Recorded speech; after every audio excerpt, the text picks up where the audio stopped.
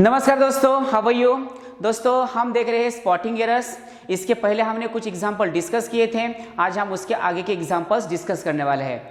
But आने वाले सभी वीडियोस देखने के लिए आपको हमारे चैनल को सब्सक्राइब करना पड़ेगा। तो चलिए दोस्तों शुरू करते हैं आज का सेशन। यहाँ पर पहला एग्जाम्पल देखिएगा, I have read Tagore's poem who was a great poet. अब इतना छोटा क्वेश्चन है तो भी हमें यहाँ पर ये कंफ्यूज कर देता है। तो दोस्तों देखिएगा, यहाँ पर जो सेकंड ब्लॉक में टागोर्स पोएम बोला गया है तो इसकी जगह पोएम्स ऑफ टागोर ऐसे कुछ तो होना चाहिए था, तब जाके ये मीनिंगफुल बनेगा। इसका मतलब ये क्वेश्चन किस टॉपिक पर पूछा गया है, तो नाउन एंड द केस पर पूछा गया है। तो किस में एरर होनी चाहिए, तो यहाँ पर बी, इस पार्ट में एरर होनी चाहिए। उसके बाद देखिएगा, the flock of lion roamed about fearlessly in the jungle. दोस्तों ये भी क्वेश्चन हमेशा हमें पूछा जाता है, क्योंकि ये क्वेश्चन हमें पूछा गया है कलेक्टिव नाउन पर। तो यहाँ फ्लॉक बोला गया है, तो फ्लॉक जो होता है तो वो बर्ड्स का होता है, थोड़ी ना यहाँ पर लॉयंस का होगा। तो लॉयंस के लिए फ्लॉक यहाँ पर यूज नहीं होगा। तो यहाँ पर उसका हर्ड यूज हो सकता है या दूसरा कोई भी वर्ड यूज हो सकता है, पर कौन सा वर्ड यहाँ पर यूज नहीं होगा, तो यहाँ पर फ्लॉक नहीं होगा। अब हमने यदि इस लॉयन की जगह बर्ड्स बोल दिया होता तो यहाँ पर roamed about fearlessly in the jungle, ये गलत होगा, क्योंकि यहाँ पर लॉयन के बारे में ही बोला गया है। तो यहाँ हम लॉयन को वहीं पर रखेंगे और उसके साथ जो कलेक्टिव नाउन यूज किया गया है उसको हमें चेंज करना पड़ेगा। इसका मतलब किस ब्लॉक में एरर है, तो यहाँ पर ए में एरर है, तो ध्यान में रखिएगा। उसके बाद देखिएगा next question, Vapi is a big industrious town with a number of factories. दोस्तों ये भी इतना छोटा क्वेश्चन है तो भी हमें यहाँ परेशान करता है, क्योंकि ये क्वेश्चन हमें पूछा गया है एडजेक्टिव पर। तो इंडस्ट्रियस की जगह इंडस्ट्रियल चाहिए था, तब जाके ये मीनिंगफुल बनेगा। इसका मतलब किस ब्लॉक में एरर होनी चाहिए, तो बी में होनी चाहिए। नेक्स्ट देखिएगा, She, you and I will manage this problem together। अब ये जो क्वेश्चन है, ये क्वेश्चन हमें प्रोनाउन पर पूछा गया है। जिस सेंटेंस में first person, second person and third person एक ही बार आते हैं और उसमें किसी से कोई गलती हुई हो या किसी से लॉस हुआ हो या किसी से सीन हुआ हो या वहां पर निगेटिव सेंस आता है, तो खुद का जो मेंशन है वो शुरू में किया जाता है। और जब किसी के अच्छे काम के लिए आप तीनों पर्सन का मेंशन कर रहे हो तो अच्छे काम के लिए खुद का मेंशन जो होता है वो लास्ट में किया जाता है। तो ध्यान में रखिएगा, गुड सेंस के लिए कौन सा सीक्वेंस आना चाहिए, तो गुड सेंस के लिए 2 + 3 + 1, यानी जब हम अच्छा काम करते हैं तो खुद को लास्ट में रखिएगा, और जब हम बुरा काम करते हैं या कोई नुकसान होता है, कोई पाप होता है, तो तब हमें खुद का मेंशन शुरू में करना चाहिए। तो देखिएगा पूरा sentence will manage this problem बोला गया है, इसका मतलब यहाँ पर कोई ना कोई तो प्रॉब्लम आया है। तो सीक्वेंस कैसे आना चाहिए, बोलिए, आई, यू एंड ही, यानी 1 + 2 + 3, 1 यानी first person, 2 means second person, 3 means third person, ये आना चाहिए था, तब जाके ये मीनिंगफुल बनेगा। किस ब्लॉक में एरर होनी चाहिए दोस्तों, तो ये में होनी चाहिए। उसके बाद देखिएगा, I asked if she has looked everywhere and she said yes. आप देखिएगा ये भी इतना छोटा सा क्वेश्चन है तो भी हमें परेशान करता है। देखिएगा दोस्तों, शुरू में आस्क्ड बोला है यानी सिंपल पास्ट है, और उसके बाद सेड बोला है यानी सिंपल पास्ट है, तो बीच में क्या आया है, हैज आया है। इस हैज की जगह क्या होना चाहिए था, हैड होना चाहिए था। If she had looked everywhere ऐसे होना चाहिए था, तब जाके ये मीनिंगफुल बनेगा। इसका मतलब किस ब्लॉक में एरर होनी चाहिए, तो बी में एरर होनी चाहिए। आया समझ में। तो इस टाइप के क्वेश्चंस हमें स्पॉटिंग एरर पर पूछे जाते हैं। उसके बाद देखिएगा, it is not easy for anyone to command respect from both ones friends as well as critic as doctor Johnson did for this integrity and honesty. देखिएगा दोस्तों, इतना बड़ा क्वेश्चन है तो भी यहाँ पर हमें ये क्वेश्चन इजी होता है, क्योंकि यहाँ पर हमें कुछ रूल्स समझ में आने चाहिए। यहाँ पर इसकी शुरुआत देखिएगा बोथ से हुई है। अब आपको तो पता है बोथ राम एंड श्याम, इसका मतलब बोथ के बाद आने वाला जो कंजंक्शन होता है वो क्या होता है, तो एंड होता है। इतना इजी क्वेश्चन है बट लगता है हमें बहुत हार्ड। तो यहाँ कंजंक्शन क्या दिया है, एज वेल एज। तो इस एज वेल एज की जगह क्या होना चाहिए था, एंड होना चाहिए था, क्योंकि बोथ के साथ हमेशा एंड का ही यूज किया जाता है, नॉट एज वेल एज। इसलिए किस ब्लॉक में एरर होनी चाहिए, तो बी में एरर होनी चाहिए। Got it everyone. तो इस टाइप के क्वेश्चंस आपको ध्यान में रखने पड़ेंगे। उसके बाद देखिएगा, I have an appointment on the 4 October at 4 o'clock। देखिएगा दोस्तों, ये जो क्वेश्चन है, ये क्वेश्चन हमें टाइम एक्सप्रेशन पर पूछा गया है या सेंटेंस स्ट्रक्चर पर पूछा गया है। तो कोई भी हमें टाइम बोलना होता है तो शुरू में छोटा टाइम होगा, उसके बाद और बड़ा होगा, उसके बाद और बड़ा होगा, उसके बाद और बड़ा होगा। तो इस सीक्वेंस से हमें उसका टाइम लिखना पड़ता है। तो देखिएगा यहाँ पर ये जो टाइमिंग बोला गया है वो थोड़ा गलत बोला दिया है, क्योंकि ऑन द 4 अक्टूबर बोला है, फिर बाद में 4 o'clock बोला गया है। इसलिए एरर किस ब्लॉक में होनी चाहिए, किस पार्ट में होनी चाहिए, सी में होनी चाहिए। उसके बाद देखिएगा, I would have committed the same mistake of jumping into the lake if my brother would not have forewarned me।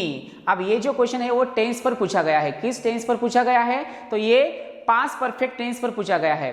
तो पास्ट परफेक्ट टेंस में कंडीशनल सेंटेंस होता है दोस्तों। तो कंडीशनल सेंटेंस का स्ट्रक्चर मैं आपको बता देता हूँ, वो आपको ध्यान में रखना पड़ेगा। देखिएगा, पहले इफ आएगा, उसके बाद सब्जेक्ट यानी if plus subject plus had plus V3 plus, उसके बाद कॉमा आएगा या ऑब्जेक्ट आएगा, उसके बाद फिर subject plus would have plus V3।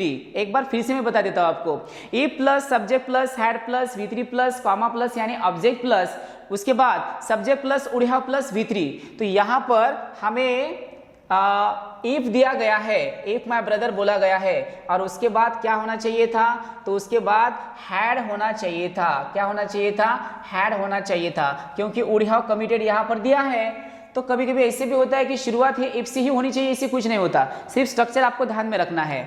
इसलिए यहां पर my brother, if my brother had, यहां पर हैड नॉट फॉरवर्न ऐसे कुछ होना चाहिए था। इसका मतलब यहां पर डी में ही एरर होनी चाहिए। Got it everyone? स्ट्रक्चर क्या बनेगा? If plus subject plus had plus V3 plus object plus comma plus subject plus would have plus V3, यही स्ट्रक्चर बनता है। इसलिए एरर डी में होनी चाहिए। उसके बाद देखिएगा, the news of the disturbance was broadcasted the same evening. दोस्तों देखिएगा, ये क्वेश्चन जो है वो हमें वर्ब पर पूछा गया है। तो ऐसे भी कुछ वर्ब होते हैं, जैसे कि कुछ रेगुलर वर्ब होते हैं, कुछ इरेगुलर होते हैं, कोई डायनामिक होते हैं, कौन से स्टेटिव वर्ब होते हैं। ये सब के सब हमने जो वर्ब है वो इसके पहले देखे हैं दोस्तों।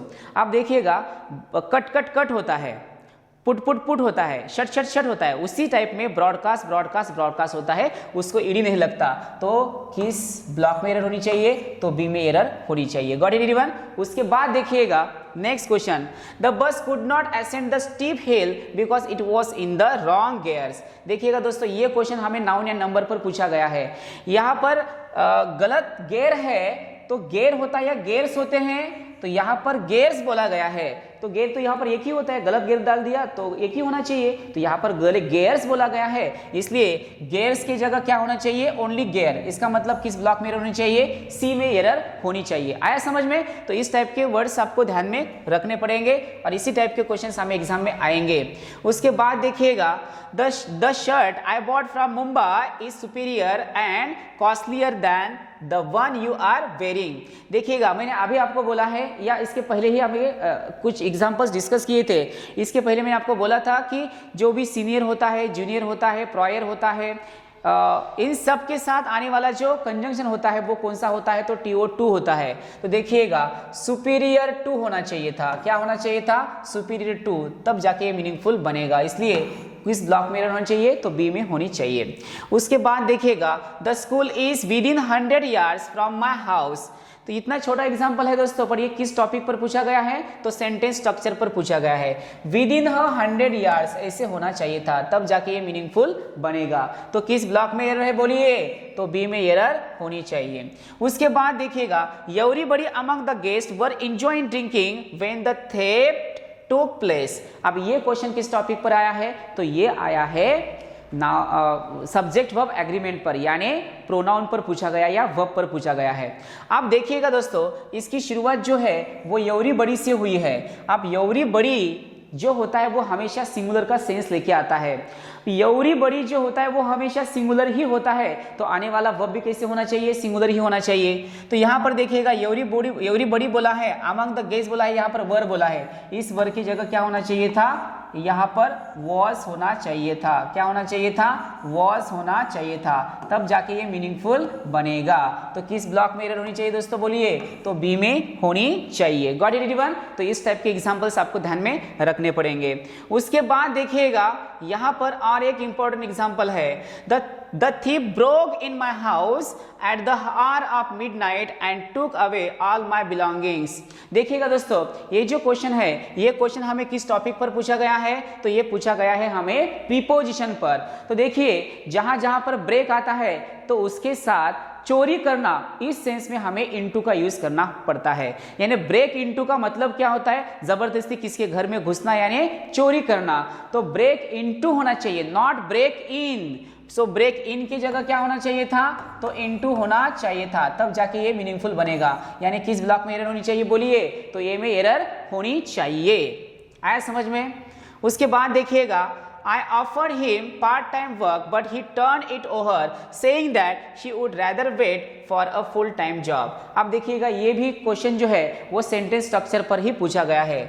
तो टर्न ओवर होता है या टर्न इट ओवर होता है? तो टर्न ओवर होना चाहिए, टर्न ओवर इट ऐसे कुछ तो होना चाहिए था, यानी बी में ही एरर होनी चाहिए। आया समझ में? उसके बाद देखिएगा, और एक इंपॉर्टेंट यहाँ पर क्वेश्चन है, Was it him who got injured in an accident this morning? यहाँ पर हमें एक क्वेश्चन दिया गया है और उसकी शुरुआत जो है वो was से हुई है। यानी ये जो क्वेश्चन है, ये क्वेश्चन हमें प्रोनाउन पर पूछा गया है। तो देखिएगा दोस्तों, हम क्या करते हैं, तो शुरू में ही हम ऑब्जेक्टिव केस का यूज नहीं कर पाते हैं। तो हिम की जगह क्या होना चाहिए था? ही चाहिए था। Was it he या was it I, ऐसे कुछ तो चाहिए था, but not him and not me. तो देखिएगा, ए में एरर होनी चाहिए। तो इस टाइप के क्वेश्चंस हमें ध्यान में रखने पड़ेंगे। उसके बाद देखिएगा, in some tribal areas people worship snake and are not scared from them. दोस्तों, ये क्वेश्चन हमें प्रीपोजिशन पर ही पूछा गया है। अब एक बात आपको ध्यान में रखनी है, जहां पर भी स्केर्ड ये वर्ड आएगा तो उसके साथ हमेशा ऑफ का यूज होता है। स्केर्ड ऑफ होता है, स्केर्ड फ्रॉम नहीं। क्या होता है? स्केर्ड ऑफ होता है, स्केर्ड फ्रॉम नहीं। इसलिए यहां पर फ्रॉम की जगह क्या चाहिए? ऑफ चाहिए था। तो ये आपको ध्यान में रखने पड़ेंगे। तो चलिए दोस्तों, कैसे लगा ये वीडियो? तो प्लीज ये वीडियो आपको अच्छा लगा हो तो लाइक, शेयर एंड सब्सक्राइब करना ना भूलिए। तो प्लीज जितना हो सके उतने स्टूडेंट को शेयर करने की कोशिश करिएगा, क्योंकि उनको भी इसका फायदा हो सकेगा। तो दोस्तों, यहाँ पर हम रुकते हैं, फिर मिलते हैं एक नए वीडियो के साथ। तब तक के लिए tata bye bye, see you, take care.